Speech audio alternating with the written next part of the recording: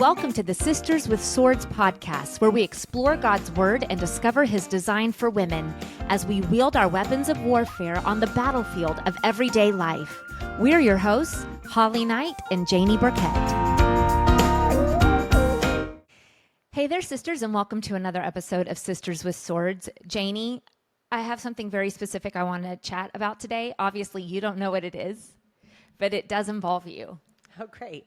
I'm nervous already. I feel like we touched on this subject during our trailer of season 1. So like the very first thing we ever posted. But I feel like I really want to go into this in depth today for the ladies, because I feel like the ladies would want to know. I want to talk about your pageant days. We don't have to. I know we don't, but we get to. Okay. I do feel for those of you not watching online, if it looks like what I've got on right now looks like a blanket, because it is in fact a blanket. Janie's wearing a blanket around her, draped around her like a robe or a cape or something, because you're cold. A mantle. Sure. A prayer mantle. Prayer cloth, modesty cloth, because you cold plunged this morning. Yes, have not quite warmed up. Oh my gosh. Just yet. Meanwhile, I'm sweating because I've been running around all morning like a chicken with my head cut off, trying to get all these kids situated. But I really do. I want to give the ladies some insight into your pageant days. First of all, and we talked about this during our very first trailer, that you were not a beauty queen or beauty pageant material growing up. That's correct. You were a late bloomer. Very, very late. And one would never have looked at you ever at all growing up and said, she's going to go to Miss America one day. That's right. So a couple years ago, it was my 20th high school reunion, and still, everyone I went to high school with was like, we're still shocked. You of all people. Yeah. You of all people. Yeah. You were the biggest success story of your high school class, that's for sure. In more ways than one. Not necessarily success story, but biggest transformation story. Yeah. Okay, so what made you decide that you wanted to even compete in pageants? Well, I have a friend. Her name is Carrie. Carrie Mitchell Herzog. Carrie Mitchell was Miss Colorado 1990, and up until, I think, 2015, she was the last Miss Colorado to place at Miss America. Until, I think, 2015, I think we had a second runner-up. And then this year, the current Miss America is from Colorado. Yeah, Miss Colorado is Miss America. Her name is Maddie, and she's, an Air Force pilot. You have to do those things to win. You can't just be cute. You really can't. And twirl flaming batons. Right. So she's literally an Air Force pilot. So... And she's just beautiful and very kind and all of those things. So congratulations to Maddie. But in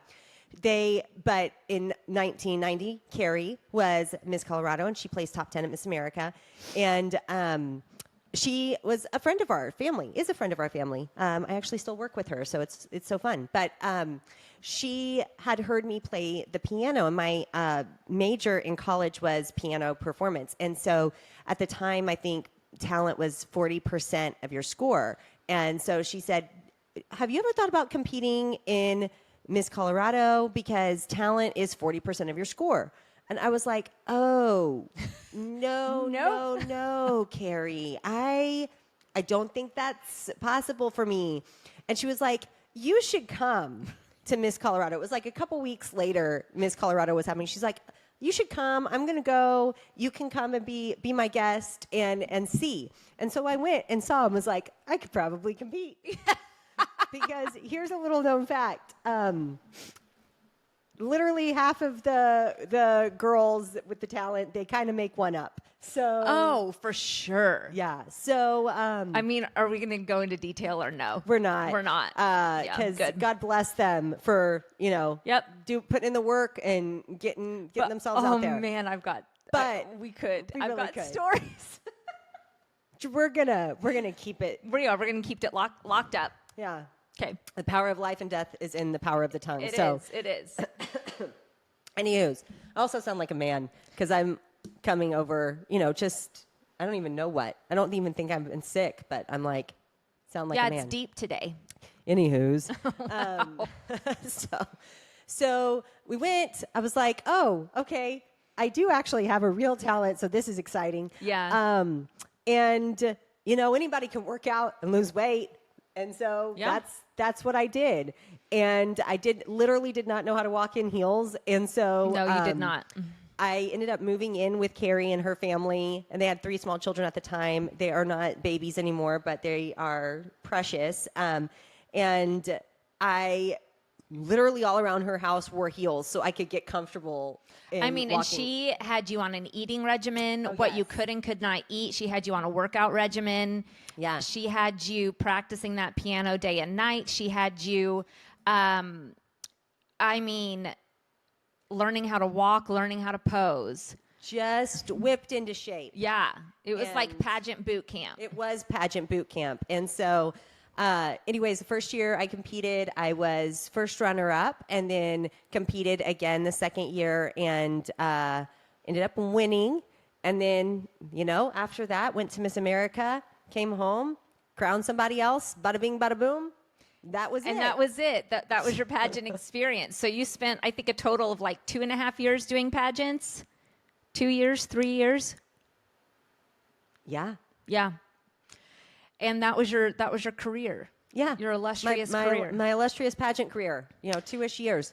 But, just a lot of the women that I met there truly are still some of my best friends today. So I loved every part of my pageant experience. It was so wonderful. I learned so much. And I only missed one of your pageants that you were ever in. And that's because you had a pageant on the night that I gave birth to Ava. And I always say, and I did win. It was a local pageant. I did win that pageant. It was on April 2nd, 2005. And I always tell Ava that we were crowning at the same time. That's so true. So that was the only pageant of yours that I ever missed. I was at all of the other ones. And I loved. Holly was the pageant mom. I was the ultimate pageant mom because obviously we were the same age. So technically I could have, I was the age as all these other ladies competing, but I also was married and a mom. So I was living vicariously through Janie for sure. And especially after giving birth, I was like, there was no way I could ever get on a stage in a swimsuit or should. But I had so much fun going to all of your pageants and cheering you on and watching you. And one of my favorite memories ever is when you I already know what this is. Won swimsuit Yes, at I Miss do. Colorado because I went. You could hear it. You could hear my reaction in the entire auditorium. And swimsuit winner for the evening or whatever is Janie Allen. And I went, what? And you could hear it everywhere. I was shocked. No one was more shocked. Fortunately, they did not let the judge, they made the judges leave before they announced, the prelim winners of these things, because that would have not been great. I know. I was just so shocked that you won swimsuit competition. That is too. wild. It was wild. And then going to Miss America with you. I think we went to Miss America 4 years in a row because we went the first year with Carrie, which was in Atlantic City, just to kind of watch and see what happens, just Right. kind of get the lay of the land. It was the last one in Atlantic City until it went back a few years ago. And then the next year it was in Vegas, and that was when you were first runner-up to Miss Colorado. Yeah. And so we went that year as well. And that was so much fun. And then obviously went the next year when you were Miss Colorado and watched you compete. And that was also just a wild time. I remember having to like run and go buy you shoes. Yeah, my swimsuit shoes broke during swimsuit rehearsal. Yeah, and you had to have a pair of shoes for swimsuit competition that night. Yeah. And I had to go find a pair of shoes and buy them for you and get them to you. You did a great job. Thank you. You chopped your finger off. Yeah, sure did. That was the day of finals. The day of finals. And, you know, you can't chop your finger off when you play the piano for your talent. Indeed. And speaking of your talent, you played, tell the ladies what you played. Well, I played a medley of Grieg's Piano Concerto, the cadenza from Grieg's Piano Concerto in A minor. He only wrote one, and it's fantastic. Okay. And then also Gershwin's Rhapsody in Blue. And, you know, they know what you're going to, you know, play or what your talent song is. You even have to kind of give them a description of your, you know, dress or whatever you're going to wear, your costume, what you're gonna, if you're dancing, what you're dancing to, you know, if you have any props, whatever. You have to give them like a whole list of what you're gonna do. Yeah. And the way they had my lighting for Rhapsody in Blue, I had purple lights. Yeah. And like, you what had is a that? great dress for that too. You had a mainly blue dress with the little orange in it for Broncos. Go Broncos. Go Broncos. And it had like this beautiful like train that you fluffed out over the piano bench. And you had your piece was orchestrated by none other than Bradley Knight. Dove Award winning arranger. Yes. Bradley Knight. Bradley Knight. And also speaking of my husband, he got press credentials. He did get press credentials. Through our church's television program, so he could sit up front with all of the press. Yes, so I could always see Bradley. Hi, Bradley. He was up there with his camera, like literally with like all of the other press agent and news agencies from around the world. Bradley somehow got press credentials and was like up front and center so he could see everything. Meanwhile, I'm back in the nosebleeds with our mom and our family in your cheering section, but Bradley was up there with his in the camera. front row. And he got some really good pictures. And also Bradley tried to tell me, and I just had this conversation with him like 2 weeks ago. He tried to tell me that I should play Vanessa Carlton's A Million Miles. Oh, yeah? And I was like, no, that's not serious. Yeah, Classical that's not classical music. music. I'm serious, Bradley. I'm more educated musically than you are, Bradley. Right. And no, I'm not going to do that. And then when we got done and kind of saw what the judges were looking for, at least, and you don't know who the judges are until literally the week of. So you have no idea what these people are going to be looking for, and you have to make your selection like 6 months in advance. Right. And so after it got done, I was like, I should have listened to Bradley Knight. Yeah. Yeah. It's so there subjective. you go, Bradley. Look, we have this put out in monument form. You were right, Bradley. I was wrong. Wow. Welcome to my life every day. Those words come out of my mouth every day. And so, yeah, it was so much fun. We had such a blast. And then we went to Miss America the year after your year so you could just like meet up with all of your girls again that you had competed with and you know, where you go, I go. So I was there. I was in Janie's going to Miss America to hang out with all the pageant girls. Me too. Yeah. They don't know me. Doesn't matter. I'm in. We're a package deal. Yeah. So, so the pageant situation was just so much fun for me. I loved all of the pageant competitions. And I thank you for doing all of that because I had a great few years participating in the audience. It was zero work for me. Absolutely zero and you work know what? for me. Now look how the turntables.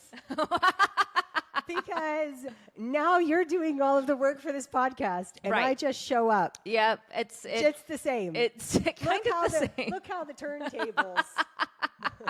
Well, and here we go. I mean, but you know, do you ever think you would want to do a Mrs. Texas, like for the married ladies, Janie? You know, and again, in an effort to, as our mother would say, use my mouth to be a blessing, I'm just going to say no and leave it at that, and maybe we'll learn a little bit about Abigail now. If you think Janie should do the Mrs. Texas competition, you know, give us a comment. give us a thumbs up, rate us, review us, something. Just hit us up and let us know. Janie needs to keep competing in pageants. Who thinks Holly needs to compete in Mrs. Texas? Oh, you know. Holly never got her day in the sun. Who thinks that she needs to do that? Holly Knight, Sisters with Swords, Miss Texas. What if we do a Miss Sisters with Swords? Yeah, we do our own pageant. Yeah. Well, okay, let's lean in here. What would our, instead of swimsuits, what would we wear? Again, prayer mantles or modesty Linen ephods. Correct. Nun habits. What else could we wear? Choir robes. Choir robes would be A choir robe competition instead of swimsuit, or evening gown.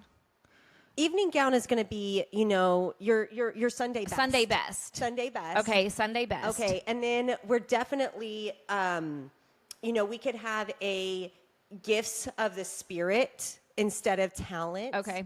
And so you could let the Spirit manifest the way he's given you your spiritual gifts. So you could give a word of knowledge. You could distinguish between the spirits. Okay. You could give a prophetic word. You could, give a word in tongues or interpretation of tongues. Okay. That one might be difficult because it requires a partner. Yeah, there's got to be two people. Speaking of, did you know you can do partner talent at Miss America this year?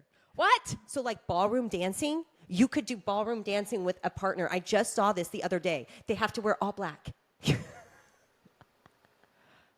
What is happening? I know. To Miss America.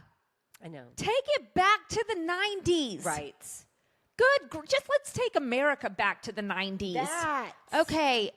They are desecrating decades and decades of, what's the word I'm looking for?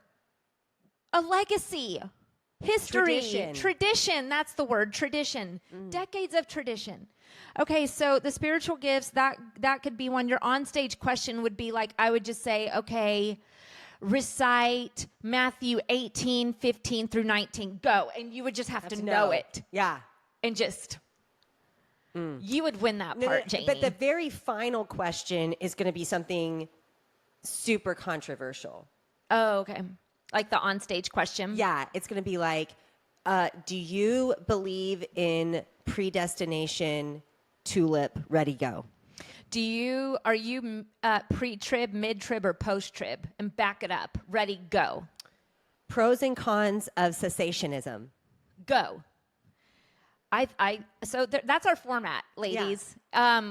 We'll open registration up soon. Yeah, let us know if you'd like to compete. Yep, great. And we're definitely not going to have any, beauty components. No. Because man looks at outward appearance, but God looks at the heart. God looks at the heart. Which is what was explained to Samuel when he was anointing David to be king. Mm-hmm. And then David did some things. He's running away and he meets Abigail. And look at that transition. Janie's like, let's stop talking about pageants, Holly. Shut up and get into the lesson. We're 20 minutes in. Okay. Well, I had fun with that convo. Thanks. Okay, so let's talk about Abigail. Last week, we learned about Michal, who was David's first wife. I got to fix my hair here. Sorry. Okay, so David's first wife, Michal, she started out awesome. She ended not so awesome. And we went into just kind of her story. She was Saul's daughter. And again, she started out strong, but she let resentment take root in her heart. And the fruit from that root was nasty. And we saw how she ended up and the ramifications of all of this in her life that was undealt with. So now we are going to be learning about another one of David's wives. David had multiple wives. I think he had 6 or 7. We will be learning about 3. Last week was Michal. Today is Abigail. And then next week is Bathsheba. And so we're going to, Janie, I guess just start right out with reading, and then we'll kind of go through this section by section. And there is so much we can learn from Abigail and her life. And I think that Abigail's story some people might resonate with it. I think because she was a woman who was used to putting out fires kind of everywhere she went. And so with that, let's start, Janie. 1 Samuel 25, 1 through 13. Samuel died, and all Israel assembled to mourn for him, and they buried him by his home in Ramah. David then went down to the wilderness of Paran. A man from Maon had a business in Carmel. He was a very rich man with 3,000 sheep and 1,000 goats and was shearing his sheep in Carmel. The man's name was Nabal and his wife's name Abigail. The woman was intelligent and beautiful, but the man, a Calebite, was harsh and evil in his dealings. While David was in the wilderness, he heard that Nabal was shearing sheep. So David sent 10 young men, instructing them, "Go up to Carmel, and when you come to Nabal, greet him in my name. Then say this: long life to you, and peace to you, peace to your family, and peace to all that is yours. I hear that you are shearing. When your shepherds were with us, we did not harass them, and nothing of theirs was missing the whole time they were in Carmel. Ask your young men, and they will tell you. So let my young men find favor with you, for we have come on a feast day. Please give whatever you have on hand to your servants and to your son David." David's young men went and said all these things to Nabal on David's behalf, and they waited. Nabal asked them, "Who is David? Who is Jesse's son?" "Many slaves these days are running away from their masters. Am I supposed to take my bread, my water, and my meat that I butchered for my shearers and give them to these men? I don't know where they are from." David's young men retraced their steps. When they returned to him, they reported all these words. He said to his men, "All of you put on your swords." So each man put on his sword, and David also put on his sword. About 400 men followed David, while 200 stayed with the supplies. Okay, so here's our very first scene where we're introduced to Nabal and Abigail. So let's start kind of at the beginning. So we see that Samuel has died. This is going to be a very, very big funeral in Israel. Samuel was the last of the judges. He was the high priest. He was a great prophet of the Lord. And he was very, very important to David, very instrumental to him. He was the one that anointed David as the king over Israel. And he dies, and David most likely was not able to attend his funeral due to the fact that Saul is actively hunting him down, trying to kill him. So David would have missed Samuel's funeral. That would have been a very sad thing for David. And then we're introduced to Nabal and Abigail in verse 3. We are told that Abigail was intelligent and beautiful, hence the title of today's lesson, Beauty and Brains. So she was intelligent and beautiful, and Nabal was harsh and evil. The name Abigail means father of joy, or I bring my father joy. So we know that she has a pleasant disposition, that she brings joy wherever she goes. And Nabal's name means foolish or stupid. It literally means idiot. That's what his name means. So if you're looking for a new trendy name for your child, Nabal is not it. Don't name your kid Nabal. I literally saw somebody post the other day like some biblical names that you could name your child, and they and some of them, one of them was Leviathan. So, oh my goodness! Also, don't do that one either. No. Satan, let's not do that one. Lucifer. Okay, wow. So Nabal does mean foolish and stupid, and Abigail means father of joy, or I bring my father joy. And anytime that I see the name Abigail, that was my baby Jolie. She's 13 now, but when she was 3 and 4 years old, she was the most scrumptious, chunkiest, juiciest little baby you have ever seen. You just had to take a nibble. You did. And she's from Uganda, so she has this gorgeous deep chocolate skin and this beautiful curly hair and the most beautiful lips and these big old brown eyes, and she was just edible. And her best friend in preschool, she had 2 best friends, Brooklyn and Abigail. Brooklyn and Abigail. Brooklyn. But it was Brooklyn and Abigail. And every time I see Abigail, I just think of Jolie coming home saying, Mama, I go swimming with Abigail. No, baby, we're not going swimming with Abigail today. Mama, I go to Sonic. You take me to Sonic with Abigail and Brooklyn?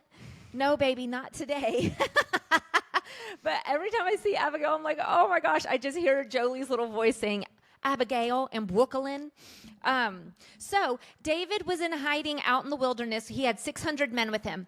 And even though he was running and fleeing from his life, we have to remember that this was after David had killed Goliath. He had gone on all of these military conquests for King Saul on King Saul's behalf. Remember, Saul has killed his thousands, but David his 10,000. So David is a military hero at this time. He is a celebrity. He has killed Goliath. And so even though he is fleeing and running from his life, running from Saul, and he married the princess. He did marry the princess. So even though he's running for his life, he still has a band of followers that go with him, some mighty men that stay with him, that have been by his side in battle and have kind of pledged themselves to him. So he has 600 men that are out in the wilderness with him, and they come across Nabal's shepherds and his herds. That's one of the very first things that we hear about Nabal, is that he is a very wealthy man, and he has about 3,000 sheep and 1,000 goats. This is a ton of sheep, and it's difficult for any number of shepherds to keep their eye or keep a handle on 3,000 sheep. And so David and his men come upon them in the wilderness. And David takes this very seriously, because what was David's profession? He was a shepherd. He was a shepherd. And so he would not have taken his offering of protection to the shepherds lightly. Mm-hmm. He knew exactly what dangers they were going to face out in the wilderness with all of these sheep. He knew that there were bandits, there were thieves, there were lions, tigers, and bears. Oh my. I mean, he knew every dangerous thing that these shepherds could potentially come across. And so when he and his army essentially see these shepherds and all their sheep, they say, let us help you. Let us help guard your flock for you. I understand what it is to be a shepherd. I want to help. And so he did that. They offered him protection. And then we see that it is the sheep shearing. And if you'll remember our lesson, The Legacy of the Lioness, with Judah and Tamar, we know that the sheep shearing is a party. It's like a what happens in Vegas stays in Vegas type of situation. It's the beauty pageants of sheep, if you will. We're going to show them off, show how beautiful they are, and then we're going to shear them, okay? Shear them. I need you to go along with that. Okay. Yep. I just need you to act like that made sense. Right. Thanks. So we know that this sheep shearing is a huge party. Nabal, being a rich man, would have been throwing a huge party and would have had an abundance of provisions. So he had a large herd. He would have had a ton of shepherds. He would have had a ton of household staff, of servants. And when it comes time for the sheep shearing, he would have thrown a huge, elaborate party. So he would have had food, wine, in abundance. A feast in abundance. And so David's men are out in the wilderness. They have run out of supplies. They've run out of food. They've run out of sustenance. And David says, hey, remember we helped Nabal's shepherds while they were in the wilderness. We helped guard their sheep. We can go and ask for essentially a quid pro quo here. Like we scratched your back, we need you to scratch our back. We'd like to not die of starvation. Correct. Can you please help us, since we protected your flocks out in the wilderness? So David sends some of his men to the sheep shearing. He knows that's happening. Go see Nabal, tell him who we are, tell him what we did, and ask for some provisions. And the culture at this time is one of hospitality. Someone comes to your home, you invite them in, you offer them food, always. It is the hospitality was such a big deal in this Jewish culture at this time. And so David was very much within his rights to ask this, not only within his rights, but it was an expectation. Like, it's not just a right, it's an expectation. And so David had every right to expect this from Nabal. And he still asked in such a very politely, because he goes and they bless him, like, bless you. We're blessed. to you. Please Peace to you, to all blessings that is to yours. you. Right. Yes. So they're blessing him, but Nabal refuses because, again, his name means idiot. So he is an idiot. He refuses, and then he insults David in the process. Who are you? Who is David? Who is Jesse? I don't know who these people are. I don't care who these people are. And so every homeless person I'm supposed to give food to. exactly. It's like I'm the son-in-law of the king, bro. I'm not a homeless I'm not person. a homeless person. I had an army of 600 men guarding your flock. Like, and also I killed Goliath. Have you heard of me? They sing songs about me around here. Saul kills his thousands, but David his 10,000s. I'm David. I'm that one. That's me. 10,000s right here. So David, here's word of Nabal's refusal and his insult. And David's got a few things going on here. Number one, he's hungry. And when you're hungry, don't come messing with me. Don't talk to me. When my kids start mouthing off or they're quick-tempered or whatever, I'm like, get a snack and then let's chat. Oh man, that is the truth. When these kids get in the Miss Sydney picks up my kids from carpool. We love Miss Sydney. You may not Sure have do. her. She's ours. Yeah.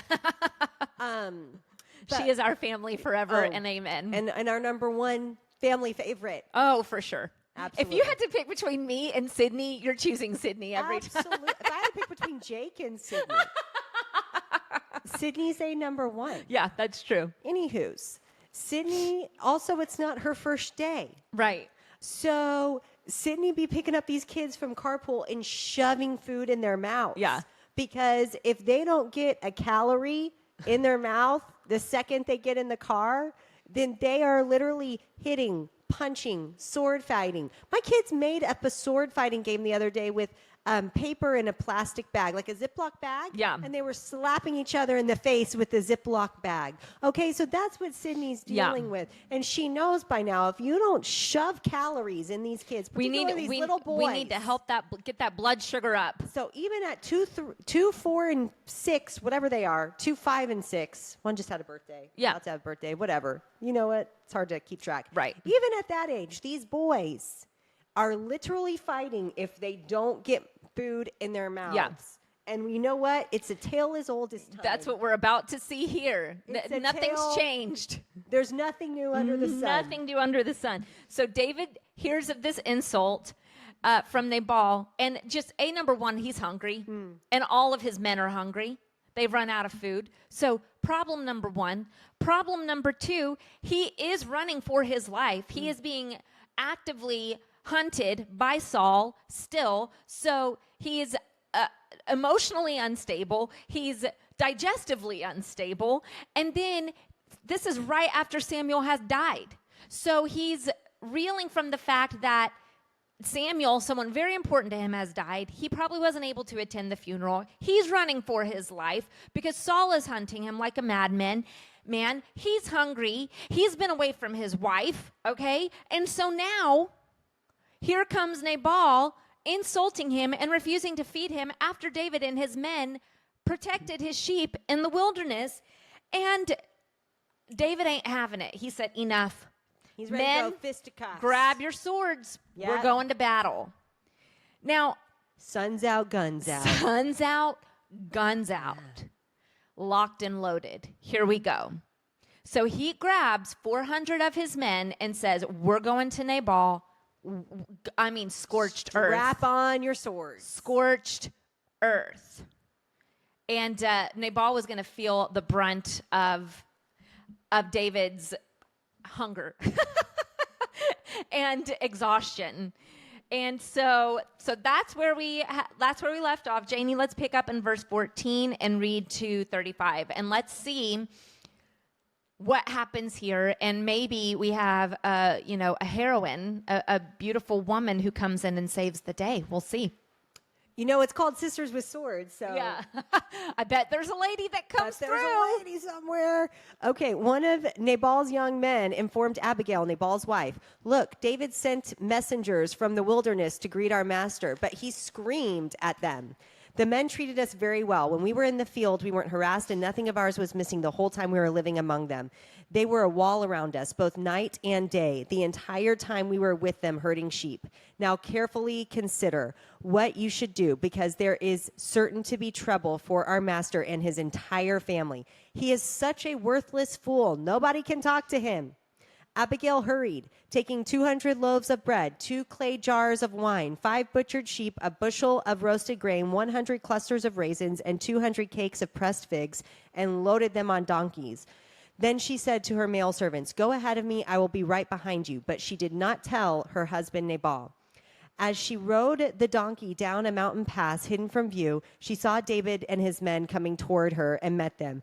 David had just said, "I guarded everything that belonged to this man in the wilderness for nothing. He was not missing anything, yet he paid me back evil for good. May God punish me and do so severely if I let any of his males survive until morning." When Abigail saw David, she quickly got off the donkey and knelt down with her face to the ground and paid homage to David. She knelt at his feet and said, "The guilt is mine, my lord, but please let your servant speak to you directly. Listen to the words of your servant. My lord should pay no attention to this worthless fool, Nabal, for he lives up to his name." Idiot. "His name means stupid, and stupidity is all he knows. I, your servant, didn't see my lord's young men whom you sent. Now, my lord, as surely as the Lord lives and as you yourself live, it is the Lord who kept you from participating in bloodshed and avenging yourself by your own hand. May your enemies and those who intend to harm my lord be like Nabal. Let this gift your servant has brought to my lord be given to the young men who follow my lord. Please forgive your servant's offense, for the Lord is certain to make a lasting dynasty for my Lord, because he fights the Lord's battles. Throughout your life, may evil not be found in you. Someone is pursuing you and intends to take your life. My Lord's life is tucked safely in the place where the Lord your God protects the living, but he is flinging away your enemies like stones from a sling. When the Lord does for my Lord all the good he promised you and appoints you ruler over Israel, there will not be remorse or a troubled conscience for my Lord because of needless bloodshed or my Lord's revenge." So much my lords. So many lords. I'm so confused. Yeah. Anywho's. And when the Lord, not my Lord, but when the Lord does good things for my Lord, may you remember me, your servant. Then David said to Abigail, "Blessed be the Lord God of Israel, who sent you to meet me today. May your discernment be blessed, and may you be blessed. Today you kept me from participating in bloodshed and avenging myself by my own hand. Otherwise, as surely as the Lord of Israel lives, who prevented me from harming you, if you had not come quickly to meet me, Nabal wouldn't have had any males left by morning light." Then David accepted what she brought to him and said, "Go home in peace. See, I have heard what you said and have granted your request." So we have this woman that came in here and diffused a deadly situation. I mean, diffused. Literally stopped an all-out war. Stopped a massacre. And she did so tactfully. So there would have been some people missing some foreskins. Remember that? I sure do. So what's crazy about this is at the beginning of what you just read, verses 14 through, what would that be, 17? What's crazy is how nonchalantly, I guess, or how it just seemed so regular for this servant to come and tell Abigail about her stupid husband. Like, he's at it again, Abs. Yeah. Abs. Nabal, Abby. Be Nabalin. Nabal out here Nabalin, honey. And it like, because if you, I would imagine that like the servant master dynamic back in this day, you couldn't just go up to your master and be like, "Yo, your husband's an idiot." So I just had this thought. You know how our dad always used to say, "You can't fix stupid." You can't fix stupid. You know, we could do a whole merch line. You can't Nabal's gonna Nabal. Yeah, or you can't fix Nabal. That would be you can't fix stupid. And well, because then it's like you'd have to know. It's one of those things. If you know, you know. If you know, you know. Yeah, and I mean, these servants knew that Nabal was an idiot, because this man had no problem going up to Abigail and being like, yo, your husband's stupid. And so, which is wild, because it's her husband that's paying the bills. But he went up to Abigail, the servant did, and said, no, look, here's exactly what David did. He took such good care of us out in the wilderness. They protected us. They completely surrounded us and the sheep day and night so that no harm came to us. He did us such a solid. And then here he is asking for food, and your husband has insulted him to the highest degree. And now David and his men are coming to kill everybody. I mean, that's the long and short of it. Yeah. And it's like Abigail's like, oh my gosh, here we go again. So the way she was like ready to go in and fix the situation. It's like, this was not her first day. No, she knew exactly what to do. She's like, she was just put into action. Just like it's not Sydney's first day. Right. It's not Abigail's first day. It was not her first day taking care of her stupid husband. And so she immediately went into action. She gathered all of this food. She loads it on donkeys. She sends it with the servants and says, go on ahead. I'm going to be right behind you. And she made sure she did not mention any of this to her husband, which is fine, because it's the sheep shearing. He's out partying and drinking, and he's probably passed out somewhere anyways. Yeah, he's drunk. So he doesn't care what she's doing. He has no idea. He doesn't care.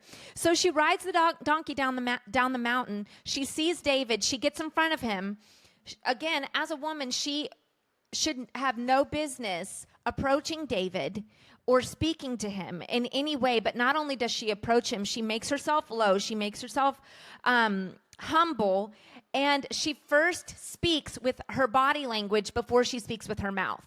She lowers herself into humility and submission first, her posture, before she opens her mouth.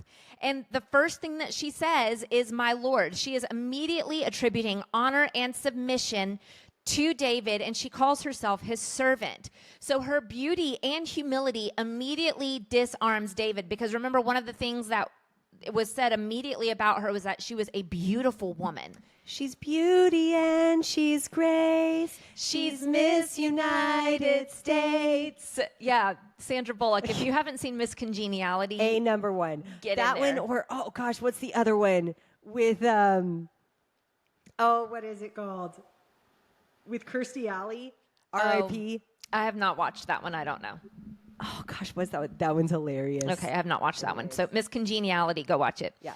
So Abigail's beautiful. So David sees her beauty. He sees her humility, and she is able to diffuse with her words a very, very deadly situation.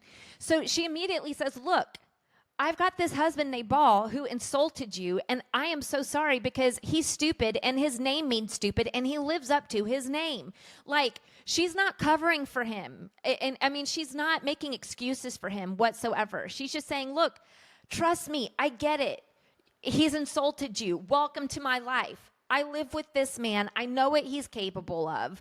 I'm not here to sugarcoat anything. I'm not here to sweep anything under the rug. He's an idiot. You and I both know this, but this is my fault, because I was not the ones who received your servants. Had I been the one to meet with your servants, I would have given them everything in the house.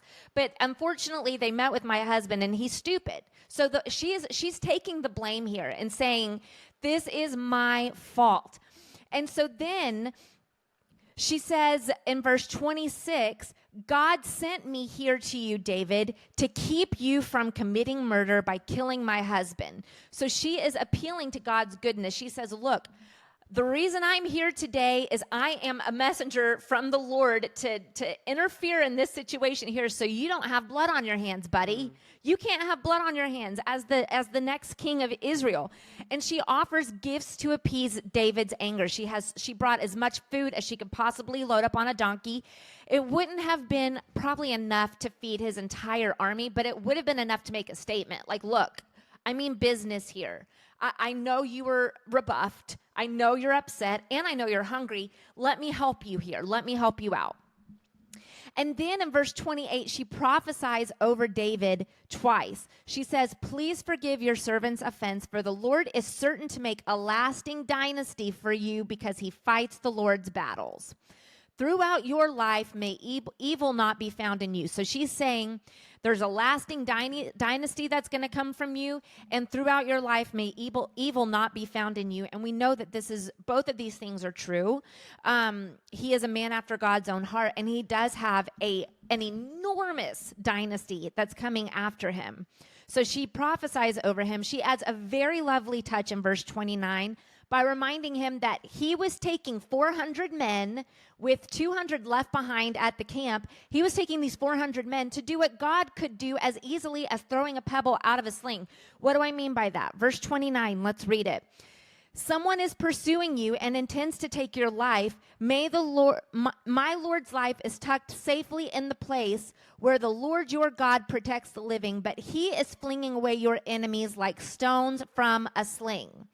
So Abigail is saying here, look, I know you're fighting for your life, and I know Saul is chasing you, and he's coming after you, but don't forget, the Lord is protecting you, David, and he can handle any of your enemies as easily as throwing a sling with stones at your enemy, just like you did. Like, you don't need to start a war here, buddy. Do you not remember what you did to Goliath? Do you not remember how God came through for you? It is the Lord who is protecting and avenging your life. You do not need to come here with 400 men and slaughter everybody in my husband's household. Remember who's fighting for you, David. That's what she's telling him. And in verse 31, she appeals to David to keep clean hands and a pure heart by not shedding blood or taking personal vengeance. So here we see her, she's feeding him. The very first thing she has to do, just like Sydney in the car with your kids, put the food in your mouth. Food in your mouth. Now that you're not hangry, let's think rationally. Yeah. Let's go back and recount all that we know about God's faithfulness to you, about the promises that God has for your future. Let's look at your current course of action, which is you're coming to kill a ton of people. You will have blood on your hands, and for the sake of your dynasty and the generations to come after you, for the sake of Israel, for the sake of your relationship with the Lord, let's rethink this. Let's not go slaughter people. Let's keep clean hands and a pure heart. Just as David was able to appease Saul in Saul's palace, playing the harp and singing to Saul, when spirits would torment him, David would come in and play and sing for him. Just as that happened, Abigail now was appeasing David with her wisdom, humility, and her beauty. She wasn't using an instrument. She wasn't singing, but her words were dripping with wisdom and honey and beauty and humility. And that appeased David in the moment, just as David had appeased Saul with his music. And David realizes exactly what's happening. He says in verses 32 and 33, "Blessed be the Lord, blessed be your discernment, Abigail, and blessed be you." There's a triple blessing. Bless God, bless your discernment, and bless you. Thank God for your good sense, and bless you from keeping me from murdering. David was called a man after God's own heart, not because he was without sin, not because he was blameless or perfect. And next week we will really go into that and see just really how big he messed up.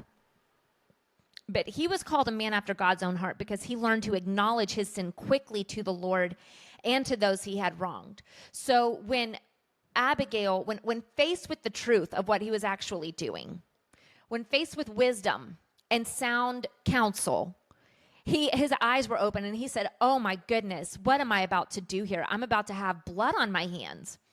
I can't do this." And so David was willing to listen, in this case, even to a woman in a culture where women were often not treated with such a welcome reception.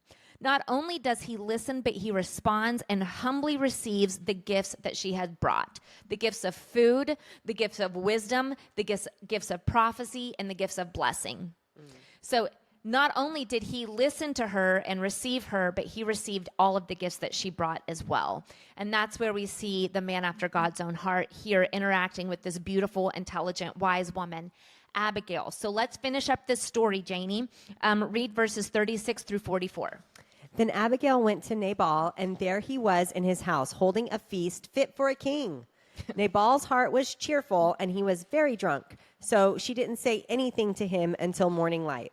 In the morning, when Nabal sobered up, his wife told him about these events. His heart died and became like a stone. About 10 days later, the Lord struck Nabal dead.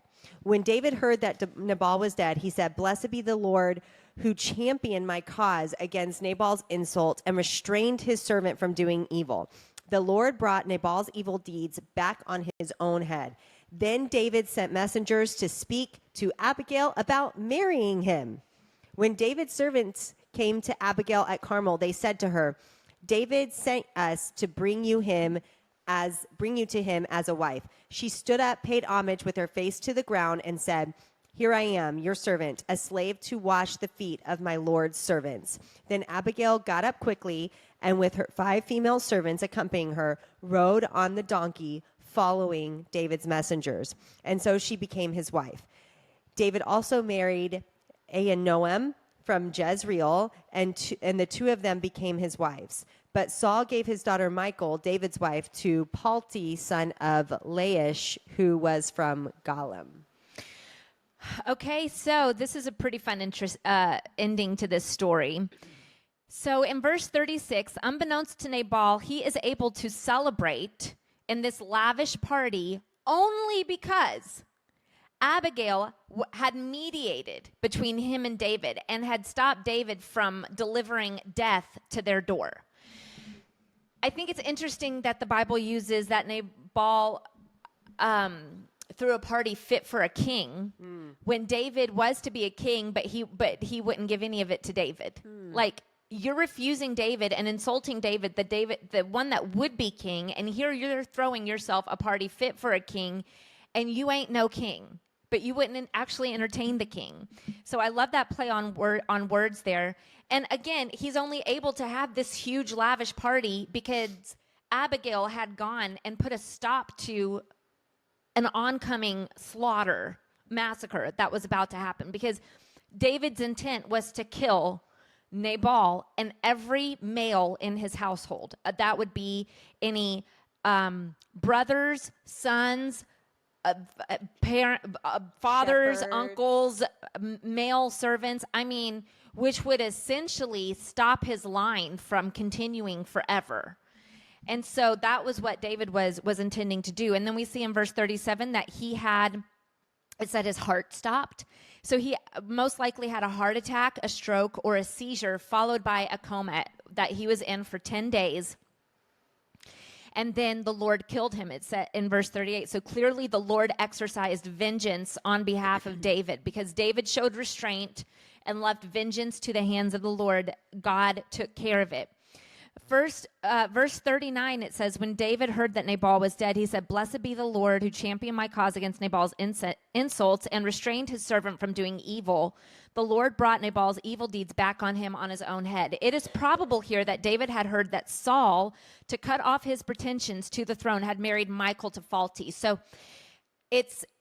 David at this point could have possibly known that Saul had given his wife to somebody else. Well, I'm sure he would have had to know that.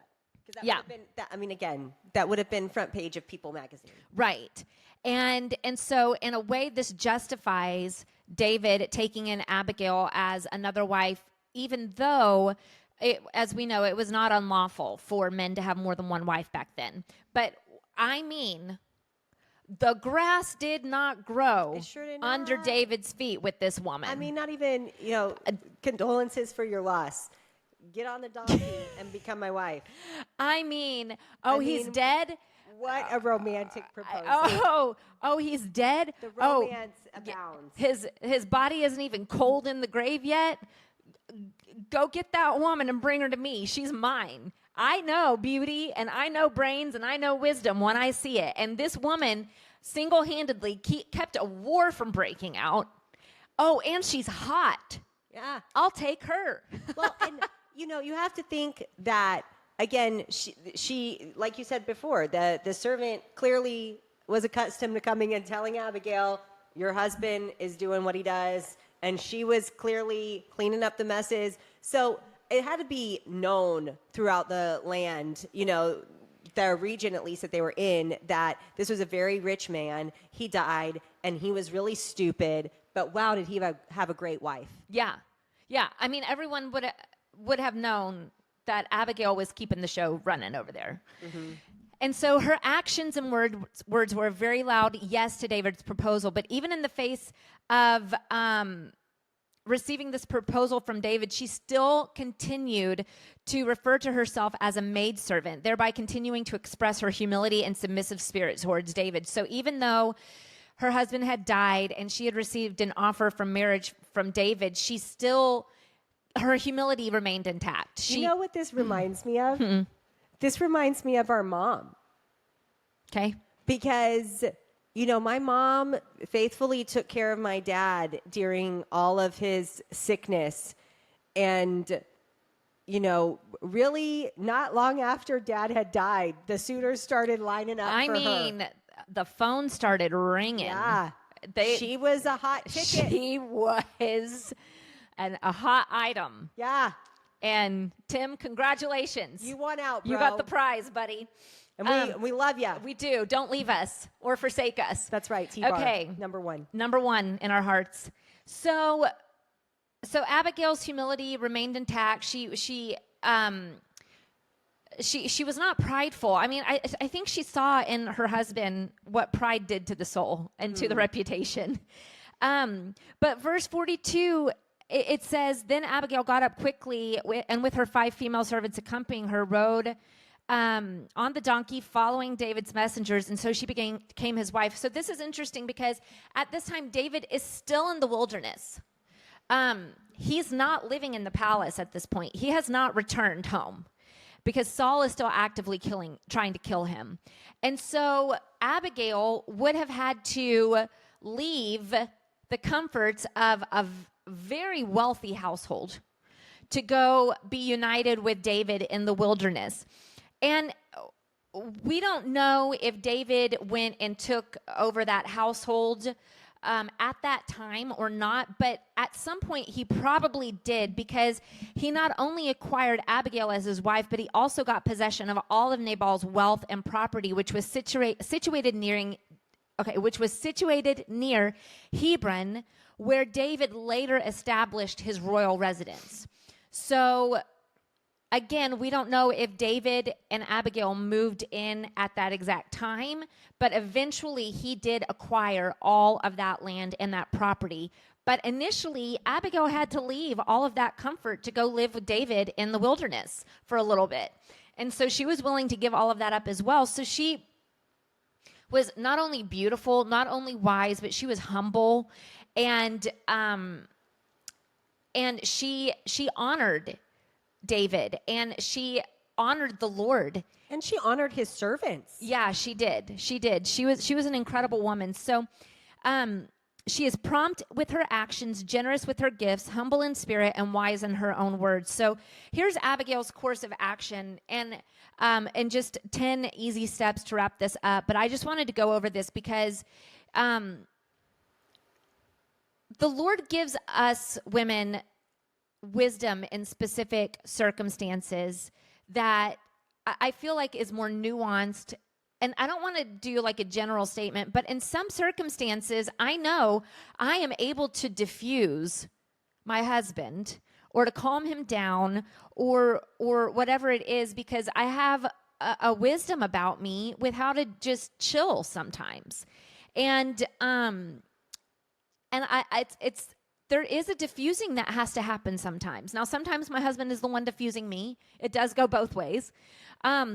But I do think that is a special gift that we have as women sometimes, to be able to look at the bigger picture, to not get bogged down in the details, to see the end from the beginning of something, and to get in there and use words of wisdom and give gifts and to help calm down a deadly situation. I know I've been in those instances before, and I know that sometimes we all find ourselves in those situations. So I want to go through Abigail's course of action, just because I think that this is good for us to know in our day-to-day lives. So number one, Abigail humbled herself, first in her posture and then with her words.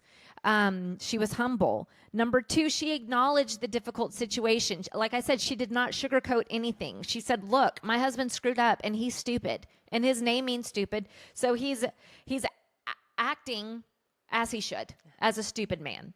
So she's not sugarcoating anything. She's going, look, I know we screwed up. I know we screwed up. I know these are the facts. Number three, she asked rather than demanded to be heard. And that's a big one for me, because I have a mouth on me. And, I often do demand to be heard. And so she asked to be heard rather than demanded. And again, that was part of her humility. And number four, she spoke the truth when given the opportunity. Once she had the green light, she spoke the absolute truth. Again, she didn't sugarcoat anything. She said, I know these are the difficult circumstances, and it is what it is. And number five, she had a godly perspective. She saw the spiritual side of this battle that David was in. She saw the dynasty and the destiny that was ahead of him as king of Israel. She saw the prophetic implications for what he was doing. She knew that him having blood on his hands was really going to mess up a good thing that the Lord wanted to do in the future of Israel. She offered relevant gifts. Now, this is important because obviously the men were all hungry, and she came with food. Do you know what she didn't come with? New iPhones. Or a new pair of shoes. She didn't show up with fidget spinners for the army. She showed up with food because they were hungry. Yeah. It was a relevant gift. And I don't know if I should go into this or not. Sometimes I think that the evangelical mission trip mindset of going overseas and doing like quote unquote mission work, I wonder sometimes if we offer relevant gifts there. I don't know if that actually applies to this, so I don't know if I should go into it. I do think it applies because, and Jesus did this all the time. We see that Jesus always met physical needs before he met spiritual needs. Yeah. And so what we see here is that Abigail is meeting a physical need, and then also meeting a spiritual need for him, which was he needed wisdom at the time. Yeah. And so I think... but he wouldn't listen to that wisdom until he was fed. Correct, because again, he was hangry. Right. And so I think that is true for us, when we're trying to minister to someone. I just heard a story recently online that there was a family of Iranian refugees who were Muslim, and they came over to the United States several decades ago, and they had a restaurant, and they didn't have they couldn't get any employees because they didn't speak enough of the language and know how to go through all of that. So they didn't have enough employees. So some of the church staff went over to their restaurant after church for Sunday, and they were very behind in their, cooking all their tickets. And so the church staff that was there actually helped them in the restaurant and then invited them to choir practice. Well, when they came to choir practice, they said, hi, this is, the family across the street. They own this restaurant, and, we're going to pray for him and all of that. But also, everybody here in the choir needs to sign up to work a shift over the next 2 weeks.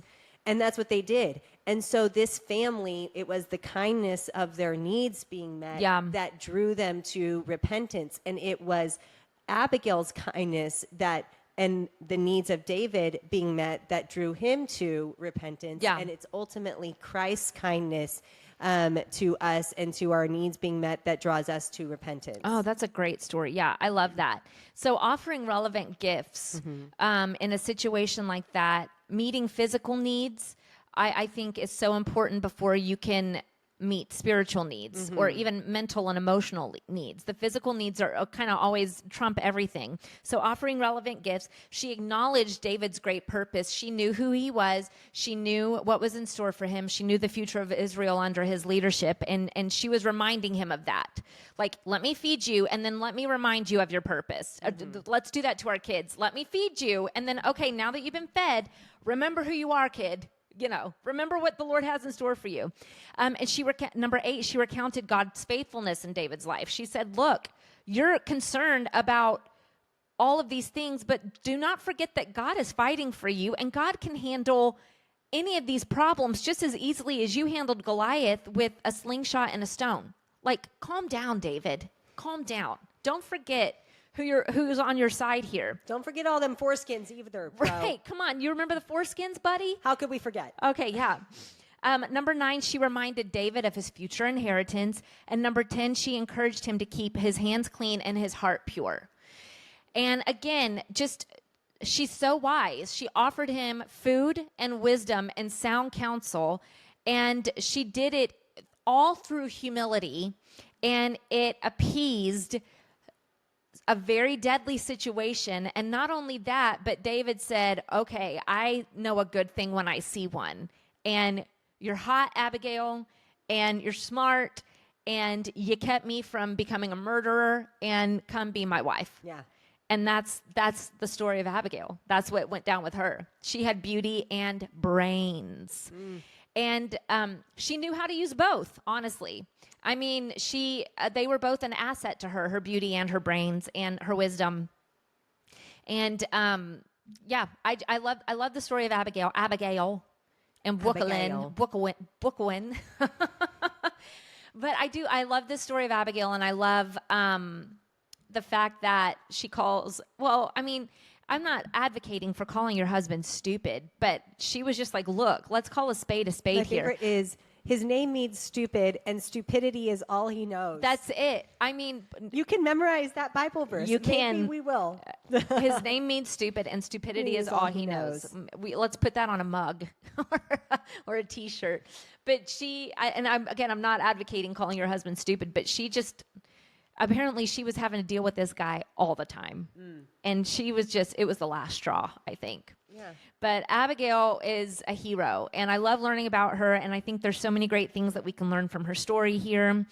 Just how to remain humble, how to be generous, how to be wise, and how to be prompt in our actions. And I think also how to take drastic action on behalf of those who are in your care and in your charge. Yeah. She was willing to put herself out there and take drastic action on behalf of those who were under her authority. Yeah, and she moved quickly. Yes. And she, without letting her husband know, because that probably wouldn't have gone well for her. Right. But in the end, the Lord had his revenge, and she had her happily ever after, we assume, with David. And that's how the Lord works. And we're so grateful for this story and grateful for this narrative that we have here of David and Abigail. So now we have learned about Michal and Abigail, and then next week we have Bathsheba. And buckle up for that one. Yeah. I love that. I love that lesson. I can't wait for it. So we'll be back here on Thursday for some memorizing and meditation of Scripture with Janie. We can't wait to see you ladies then. We love you, sisters. Sisters with Swords is produced and edited by Holly Knight. Original music by the Minister of Funk and Husband of the Year, Bradley Knight. Artwork by Holly Knight. And dinner tonight will also be provided by Holly Knight. Please subscribe and share this podcast with your friends, and don't forget to follow us on Instagram at Sisters with Swords. We're cheering you on, sister. Go wield your sword.